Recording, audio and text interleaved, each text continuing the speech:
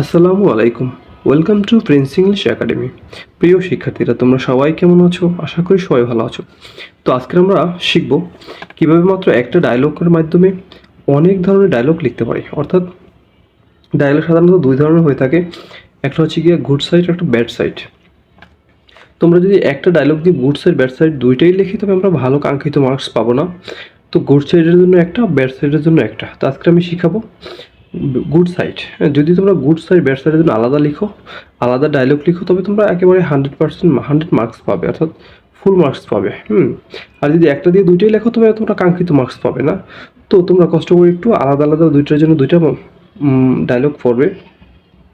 তো তোমরা আজকে আমি নিয়ে আসছি তোমাদের জন্য গুড সাইডের ডায়লগ, একটা ডায়লগ ফরম্যাট গুড সাইডের, যার মাধ্যমে তোমরা গুড সাইডের যত ধরনের ডায়লগ আছে সবই লিখতে পারবে। তো তোমরা লক্ষ্য করো ডায়লগের মাঝখানে যে কিছু খালি জায়গা আমি রেখেছি, দাগ দেওয়া আছে।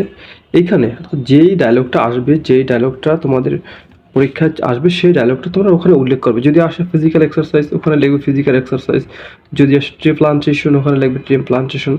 যদি আসে ইম্পর্টেন্স অফ লার্নিং ইংলিশ, তুমি লিখবে ইম্পর্টেন্স অফ লার্নিং ইংলিশ। আর তার সব সেম রেখে ডায়লগটা সম্পূর্ণ করবে। তা আমি ইম্পর্টেন্স অফ লার্নিং ইংলিশ এই উদাহরণটা দিয়ে আমি ডায়লগটা তোমাদেরকে শেখাচ্ছি। তো চলো শুরু করি। শিক্ষার্থীরা, তোমরা ভিডিওর শুরুতে লক্ষ্য করো যে আমরা দুইটা ক্যারেক্টার বা দুইটা চরিত্র লিখেছি। একটা নাম হলো হাসান আর একটা হচ্ছে জাবির। তো আজকে আমরা জাবির এবং হাসানের ভিতরে কথোপকথন বা আলোচনা অথবা ডায়লগ আমরা দেখব। তো প্রথমে হাসান কি বললো, হ্যালো, গুড মর্নিং। অর্থাৎ আমরা এভাবে শুরু করব, হ্যালো অথবা হাই দিয়ে আমরা শুরু করতে পারি। তো হ্যালো, গুড মর্নিং। জাবির বলল গুড মর্নিং, শুভ সকাল, শুভ সকাল। হাসান বলল হাউ আর ইউ, অর্থাৎ তুমি কেমন আছো। জাবির বলল I am fine and you, তো আমি ভালো আছি, তুমি কেমন আছো। সাধারণত আমাদের একজনের সাথে দেখা হলে, বন্ধুর সাথে দেখা হলে যে কথোপকথনগুলো আমরা বলে থাকি সাধারণত। তারপর হাসান বলল আই এম অলসো ফাইন, আমিও ভালো আছি ফ্রেন্ড, বন্ধু আমিও ভালো আছি। What are you doing now, তুমি এখন কি করছো, অর্থাৎ তার কুশলাদি জানতে চাচ্ছে। জাবির বলল I am reading an essay about, অর্থাৎ আমি একটা এসে পড়তেছি, অ্যাবাউট অর্থাৎ সম্পর্কে। অ্যাবাউটের এখানে যে একটা দেখো খালি জায়গা, এখানে আমরা যেই টপিকের উপর আমি এই ডায়লগটা লিখবো সেই টপিক্সটা লিখবো। সাপোজ আমি মনে করি যে লিখলাম ইম্পর্টেন্স অফ লার্নিং ইংলিশ, এই নিয়ে আমরা আলোচনা করতেছি, তাহলে লিখবো I am reading an essay about importance of learning English. আমি একটা এসে বা প্যাসেজ পড়তেছি বা আমি একটা বিষয় পড়তেছি, সেটা কি, যে ইংরেজি শেখার গুরুত্ব। তো হাসান বললো ওয়াও, মানে সে প্রশংসা করলো, বিস্ময়িত হলো যে it's very important for us, অর্থাৎ এটা খুবই আমাদের জন্য, এটা খুবই গুরুত্বপূর্ণ। এই যে কথাটা এই পর্যন্ত তোমরা একটু লক্ষ্য করবে যে এই পর্যন্ত এই কথাগুলো কিন্তু আমরা সাধারণত দুই বন্ধুর সাথে আলোচনা হলে এই কথাগুলো আমরা কমনভাবে বলে থাকি। টপিক যাই হোক, আমরা কিন্তু এগুলো বলেই থাকি। তো সুতরাং এগুলো কিন্তু এই পর্যন্ত তোমরা দেখছো এখন পর্যন্ত যে আমরা যে কোনো ডায়লগে আমরা এই পর্যন্ত আমরা লিখতেই পারি।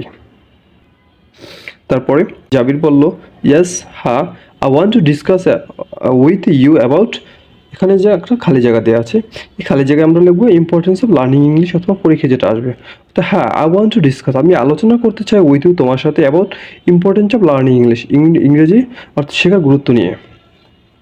হাসান বলল যে অফকোর্স, অবশ্যই, যে I am ready to tell you, আমি তো বলার জন্য প্রস্তুত। Whatever you want to know, তুমি যা জানতে চাও। অর্থাৎ অবশ্যই, হ্যাঁ আমি অবশ্যই বলবো, আমি বলার জন্য প্রস্তুত, তুমি যা জানতে চাও।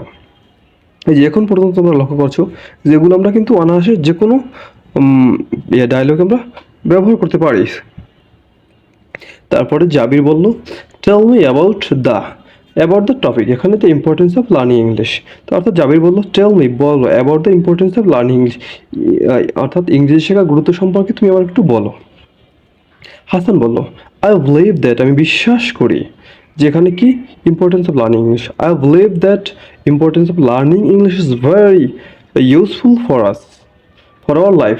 অর্থাৎ এখানে আমরা লার্নিং ইংলিশ লিখবো, আই বিলিভ দ্যাট, আমি বিশ্বাস করি, learning English is very useful, এটা খুবই উপকারী, আমি বিশ্বাস করি ইংরেজি শেখা খুবই উপকারী, হ্যাঁ, বা প্রয়োজনীয় ফর আওয়ার লাইফ, আমাদের জীবনের জন্য।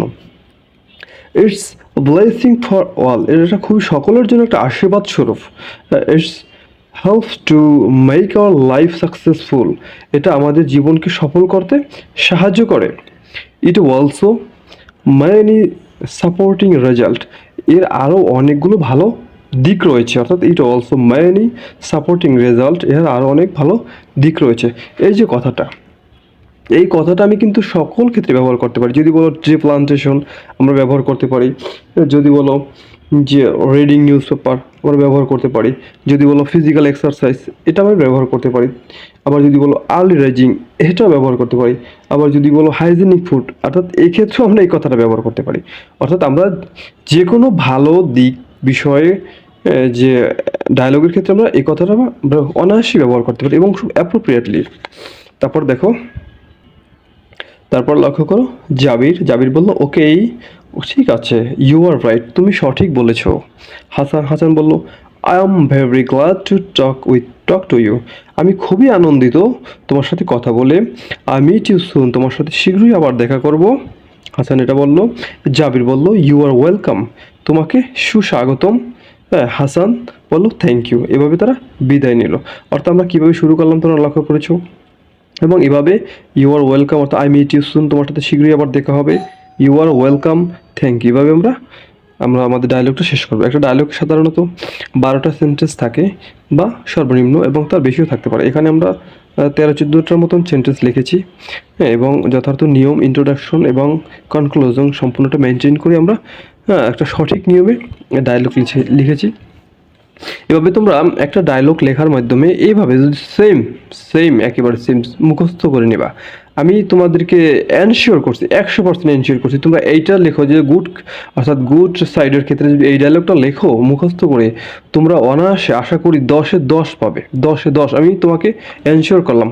তোমরা আমি অর্থসহ তোমাদেরকে পড়িয়ে শুনিয়েছি, তোমরা অর্থটা অবশ্যই মিলিয়ে দেখবে এটা আসলে সব ক্ষেত্রে অ্যাপ্রোপ্রিয়েট কিনা। অবশ্যই এটা অ্যাপ্রোপ্রিয়েট, তোমরা এটা বুঝতে পেরেছো। এবং আমি অনায়াসেই, এবং এই ভিডিওটা ভালো লাগলে তোমরা অবশ্যই লাইক করবে, কমেন্ট করবে এবং শেয়ার করে তোমাদের প্রোফাইলে রাখবে, অন্যকে শেয়ার করে দেখার সুযোগ করে দিবে এবং লাইক অবশ্যই করবে। আর আমি শীঘ্রই ইহার ব্যাড সাইড, গুড সাইড নিয়ে একটা ডায়লগ লিখেছি এবং ব্যাড সাইড নিয়ে খুবই শীঘ্রই একটা ডায়লগ লিখবো। আশা করি সাবস্ক্রাইব করে আমার পাশে থাকবে যারা এখন সাবস্ক্রাইব করোনি। যারা সাবস্ক্রাইব অলরেডি করেছো তোমাদেরকে অসংখ্য ধন্যবাদ। তো আজকের জন্য এ পর্যন্তই, ভালো থাকবা, বাই।